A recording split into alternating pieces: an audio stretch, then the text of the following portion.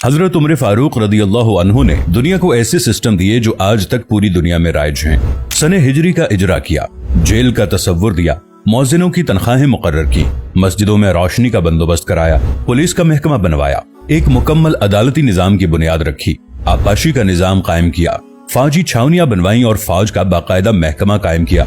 आपने दुनिया में पहली बार दूध पीते बच्चों, माजूरों, बेवाओं और बेआसराओं के वज़ाइफ मुकर्रर किए। आपने दुनिया में पहली बार हुक्मरानों, सरकारी ओहदेदारों और वालियों के असासे डिक्लेयर करने का तसव्वुर दिया। आपने बेइंसाफी करने वाले जजों को सजा देने का सिलसिला भी शुरू किया। आपने दुनिया में पहली बार हुक्मरान क्लास की अकाउंटेबिलिटी शुरू की। आप रातों को तिजारती काफिलों की निगरानी करते थे। आप फरमाया करते थे, जो हुक्मरान अदल करते हैं वो रातों को बेखौफ सोते हैं। आपका फरमान था कि कौम का सरदार कौम का सच्चा खादिम होता है। आपकी मोहर पर लिखा था, उमर नसीहत के लिए मौत ही काफी है।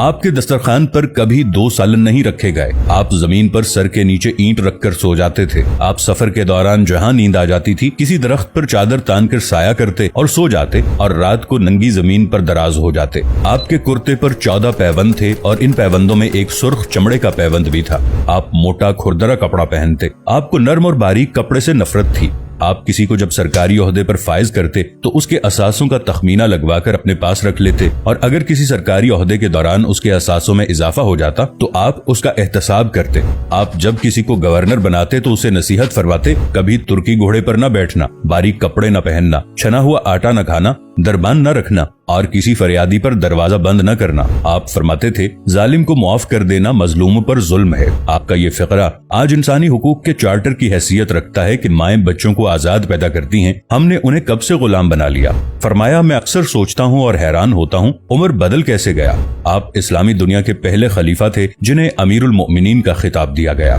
दुनिया के तमाम मज़ाहिब की कोई न कोई खुसूसियत है। इस्लाम की सबसे बड़ी खुसूसियत अदल है और हजरत उमर फारूक रदियल्लाहु अन्हु वो शख्सियत हैं जो इस खुसूसियत पर पूरा उतरते हैं। आपके अदल की वजह से अदल दुनिया में अदल फारूकी हो गया। आप शहादत के वक्त मकरूज थे, चुनाचे आपकी वसीयत के मुताबिक आपका वाहिद मकान बेचकर आपका कर्ज अदा कर दिया गया और आप दुनिया के वाहिद हुक्मरान थे जो फरमाया करते थे, मेरे दौर में अगर फुरात के किनारे कोई कुत्ता भी भूख से मर गया तो उसकी सजा उमर को भुगतना होगी।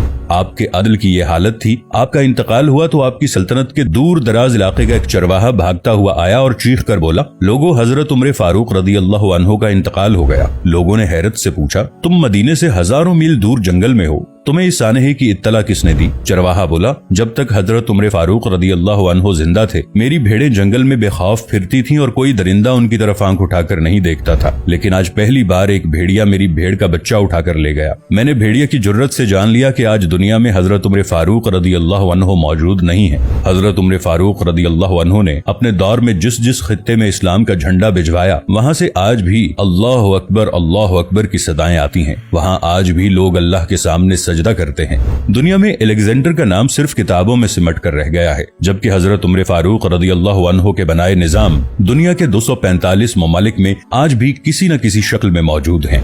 आज भी जब किसी डाक खाने से कोई खत निकलता है, पुलिस का कोई सिपाही वर्दी पहनता है, कोई फौजी जवान 6 माह बाद छुट्टी पर जाता है या फिर हुकूमत किसी बच्चे, माजूर, बेवा या बेआसरा शख्स को वजीफा देती है तो वो मुआशरा, वो सोसाइटी बेइख्तियार हजरत उमर फारूक रदियल्लाहु अन्हु को अजीम तस्लीम करती है। वो उन्हें तारीख का सबसे बड़ा सिकंदर मान लेती है, मां सिवाय उन मुसलमानों के जो आज एहसास कमतरी के शदीद एहसास में कलिमा तक पढ़ने से पहले दाएं बाएं देखते हैं। लाहौर के मुसलमानों ने एक बार अंग्रेज सरकार को धमकी दी थी कि अगर हम घरों से निकल पड़े तो तुम्हें चंगेज खान याद आ जाएगा। इस पर जवाहरलाल नेहरू ने मुस्कुराकर कहा था, अफसोस आज चंगेज खान की धमकी देने वाले मुसलमान ये भूल गए उनकी तारीख में एक उमर फारूक भी था जिनके बारे में मुस्तशरिकीन भी एतराफ करते हैं कि इस्लाम में अगर एक उमर और होता तो आज दुनिया में सिर्फ इस्लाम ही दीन होता।